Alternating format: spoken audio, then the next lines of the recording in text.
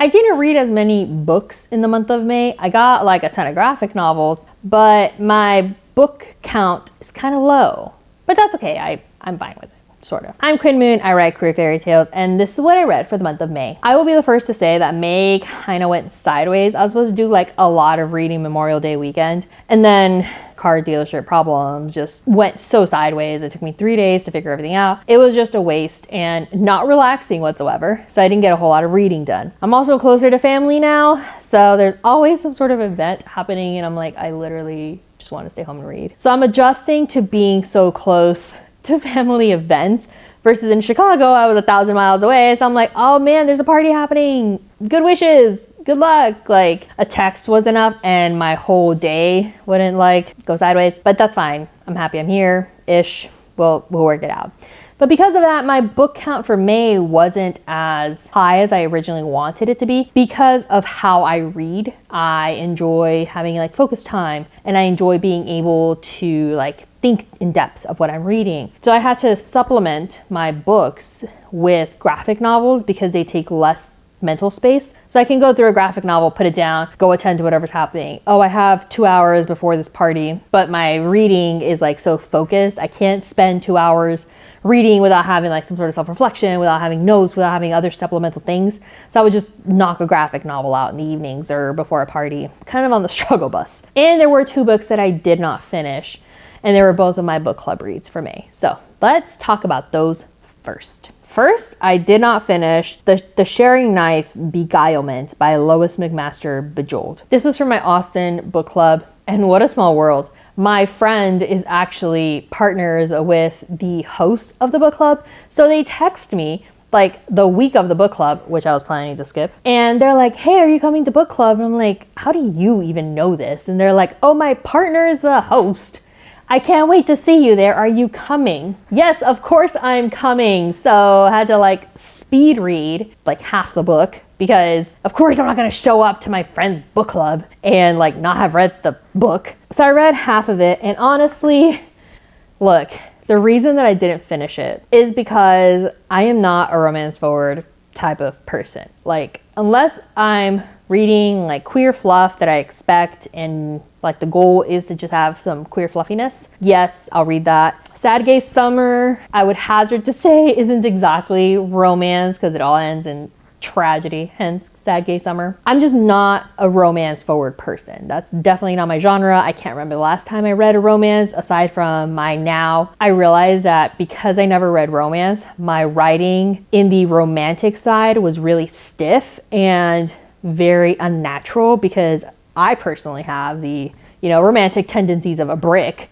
So I'm not a very flirty person. I'm not a very like gentle person. I forget most holidays, and thankfully so does my partner. He doesn't care, but I'm just not romantically inclined by nature. Having to write romance in a way that's like more normal was a struggle. So now I make myself read a queer romance every month. I didn't expect Beguilement to be a romantasy. That was the problem. I expected it to be a fantasy with romance, but this book, we found out during the discussions, is setting the foundation for the relationship of these 2 characters for the series in which there are like 3 or 4 books. While it was interesting and there were elements that were problematic because of the fact that it was written like in the 80s or 90s, it is what it is.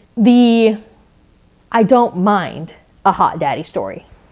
Perfectly fine. I didn't expect this to be a hot daddy story. Well, first of all, I expected this to be queer. I expected this to be 2 women. So I'm like, oh cool, a queer Western fantasy romance. None of that was accurate. It was a male-female romantasy daddy story. And like, that's fine.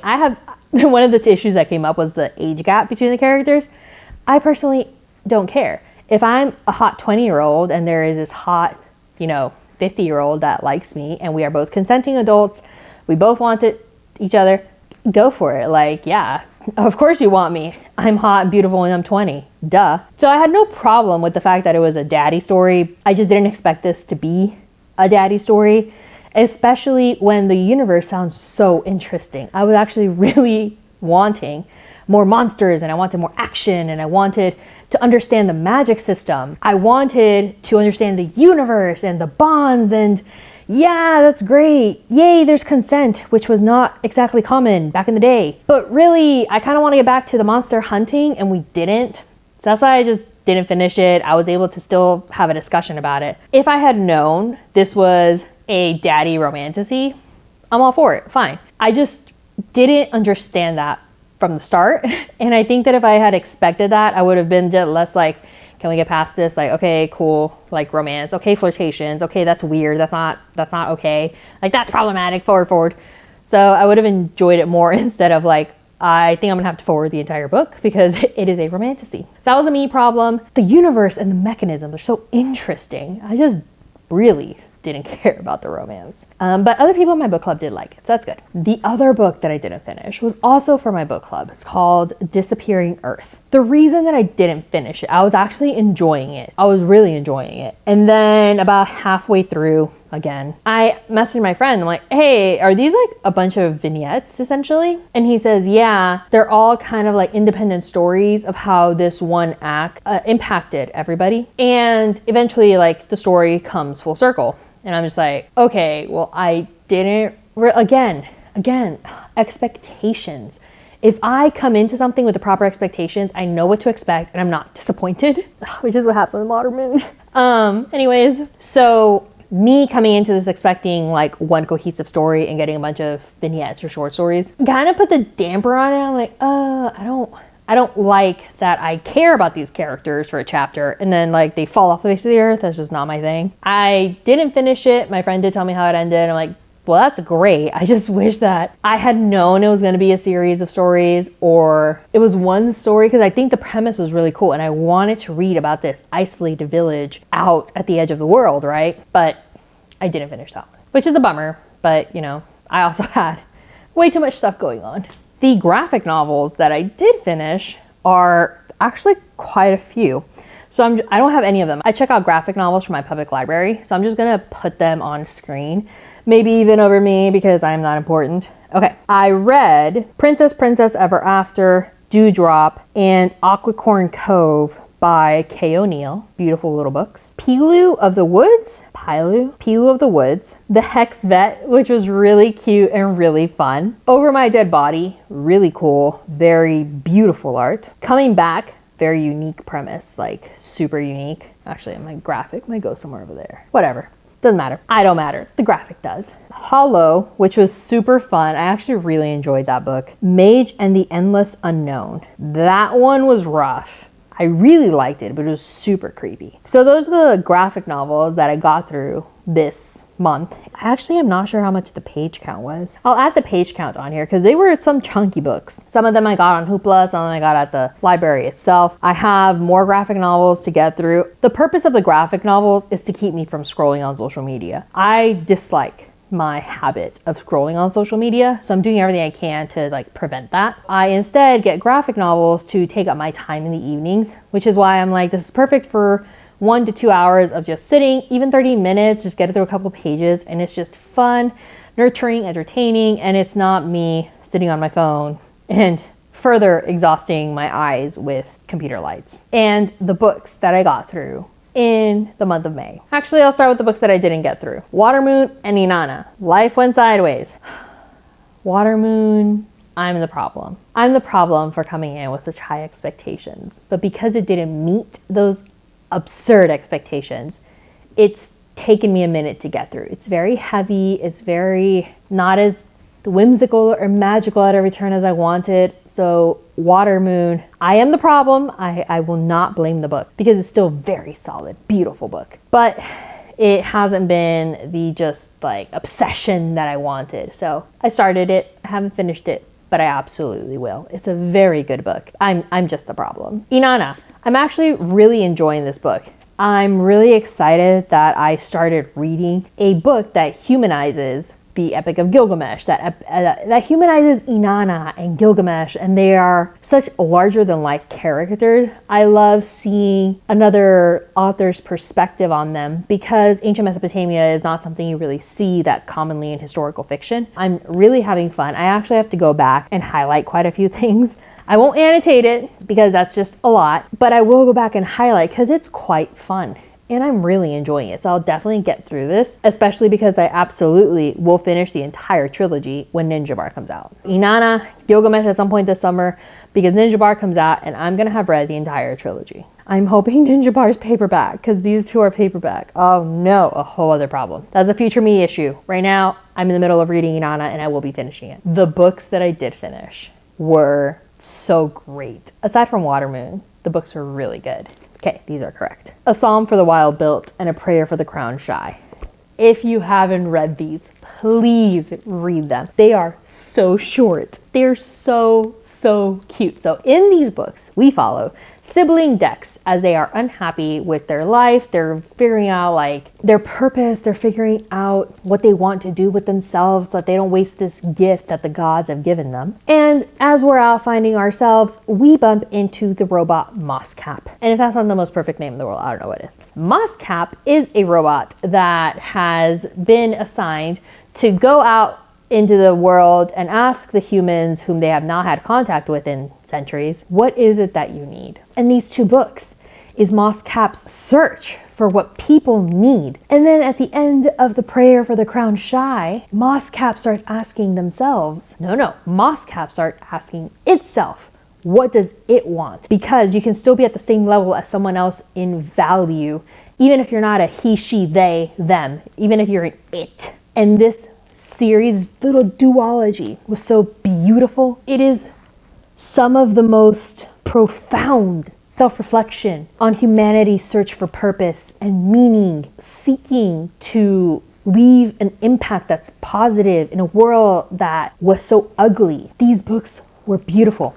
This is what I wanted out of Moone. I wanted, because okay, this duology, monk and robot, they touch upon what categorizes a being as sentient, as being as consciousness, as autonomy. What makes you, God, I don't even want to say human because that is so limiting. What makes you a sentient being with autonomy and a consciousness and the right to free will, the freedom to have choices? All of these topics are tackled in these two little books. They're so simply, but deftly, I don't fucking know. They're so delicately handled, but the whimsy is never lost. We never forget that there is a robot that's trying to understand what humans are like, what they do, what they want. And that sibling Dex is kind of just annoyed. They're like a really annoyed older sibling with Mosscap. And Mosscap is just this carefree new creature into the world that's like fascinated by everything. And I love that. I also love the discussions that sibling Dex and Mosscap can have on the same level of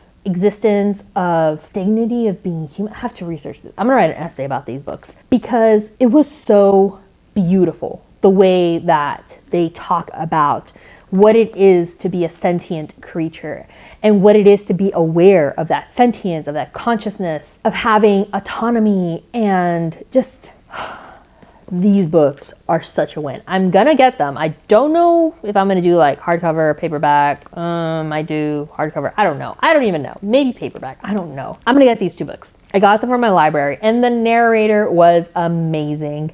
Mosscap was fantastic. Sibling Dex was hysterical. Highly recommend it. Really love these books. Read them if you haven't, please.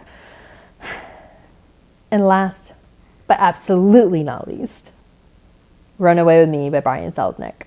This was the first book that I finished in May. It was just everything I wanted it to be. I had a conversation with the book. I had questions. I was mourning with these boys, and I was sad, and I was heartbroken, and I missed Angelo, and I loved this book. It's young adult, so there were moments in the book where I'm like, if this was adult fiction, we would have been able to sit with the sadness more, sit with the depth, sit with the reflections in the story. Like, there are moments where I wanted this to have just taken that step up to being adult queer fiction. But this is young adult, and that's okay. It also has art. So this multimedia, I want to say it's just gorgeous masterpiece. Masterpiece, I don't know if it's unfair to call it a masterpiece, because in its own right, it is. It is so beautiful. It is so simple. It is the universal story of wanting to be loved and the universal story of wanting to find a place where you belong. And it's these two boys finding each other in the most unlikely situation and finding a place to belong in each other, in the catacombs of Rome, in the hidden underground world of Rome. And that is where they are able to exist. It was amazing. It was beautiful. I cried. I loved it. I have a vlog. I have to film a book talk of this. This book just kicked off May. So I kicked off my whole sad gay summer. And now we are here and I have 9 books of sad gay summer reading for like the next 3 months. But this book was beautiful. If you've thought about getting it, please get it. If you want like Call Me By Your Name vibes, but you want it maybe not as like heavy or adult, this book is it. This is the Call Me By Your Name little sibling that I needed in the sequel to Call Me By Your Name, which I will never stop talking about how not okay I was with the sequel the way it was. Find Me is a lovely book, but to follow a behemoth of Call Me By Your Name and to have that as my sequel was really upsetting. This delivered. This delivered everything I needed. And for a moment, I was convinced that they were in another world, that Angela wasn't real. And when I saw the reality just slowly start to encroach on this fantastical, dreamlike summer, I was so afraid as we counted down the moment to Danny's departure. Just the inevitable departure. And I don't want a sequel to this. I don't want to know if Danny goes back. I don't want to know if Angelo ever moves on. Like I want to stay in this perfect encapsulated summer where there were miracles, where magic was real, where stories were alive. My vlog is even more gushy than this, if you can believe it. I loved this book. I will hazard to say this was the best book of the month. Maybe I should start tracking those. The best book of the month. I can't. Run Away With Me. Beautiful way to start the month. And my favorite book that I read this month. That's it for this video. What did you read in May? Have you read any of the books that I read? Please read Monk and Robot. Those are such universal books. They're not queer. They're not anything. They are just universally human. Now, if you want queerness, read Run Away With Me. Come talk to me about it. I am still processing this. And I can't wait to have a discussion. Like these 3 books, please read them. Water Moon, read it when you're ready to reflect on like predestination and free will and time and memory and the value of time and memory, the value and the weight of life. That's a little heavier. It doesn't have the whimsy that the Monk and Robot duology does. So that one is beautiful, but much heavier. You have been warned. I'll catch you guys next time. Bye.